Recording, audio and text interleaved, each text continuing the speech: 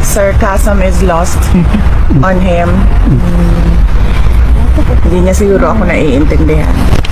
Ano pong ibig sabihin ninyo, ma'am, doon? Saan?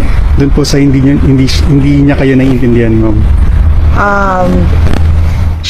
Hindi niya siguro naiintindihan na ang duty and obligation niya ay para sa bayan, hindi para ayusin ang mga problema ng personal na mga problema ng mga pamilya. The sarcasm was lost on him. Yes, so yun, maraming salamat sa pagbiyahe ninyo dito, galing London, galing Davao City, Germany. Germany. 9 hours drive. 9 hours drive? Yeah. So kung i-drive ang London, gaano katagal? 7 hours po. Mas mabilis pala? Talaga? 7 hours. Yes. That included Very interesting. Oo. Oo. So yes, maraming salamat at alam ko lahat kayo busy, mayroong kailangan gawin, pero you allotted time to visit The Hague and visit the ICC Detention Center kahit hindi makita ni Pangulong Duterte. Pero kumusta na? Yung pagbisita ninyo, pumunta pa rin kayo. At pag pumapasok kami doon sa loob, sinasabi namin lagi sa kanya na merong mga kababayan na nasa labas na nagpapakita ng suporta sa kanya. Kumusta na siya? Hindi ko siya nakita.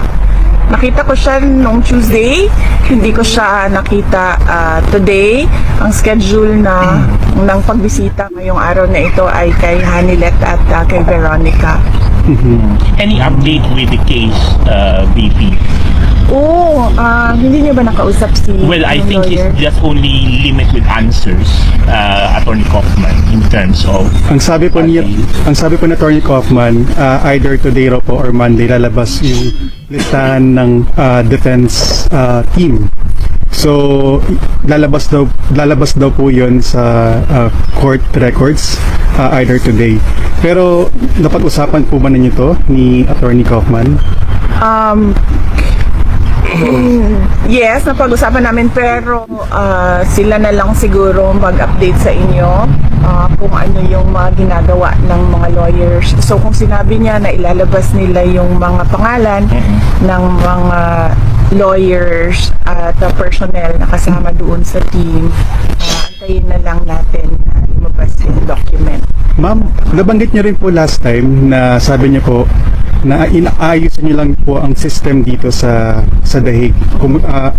Yung system po yung tungkol po dito sa case ni former President. And ngayon po, ma'am, nalalabas na po either today or Monday yung list ng names ng defense team. Ano pang inaasahan ating action from your side, ma'am? Kayo po ba uuwi na ng Pilipinas or ano po bang gagawin ninyo ngayon, ma'am? Tapos na yung trabaho ko dito. Yung nakita ninyo kanina, pinasok ko na naka-green na envelope.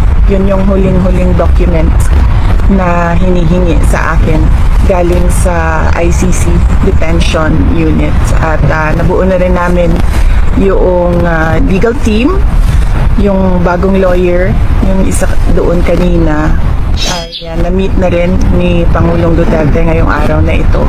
Meron na rin kaming sistema sa schedule ng mga lawyers at sistema sa liaisoning kung sino yung mag-uusap about legal matters, kung sino yung mag-uusap about mga pangangailangan ni Pangulong Duterte sa loob.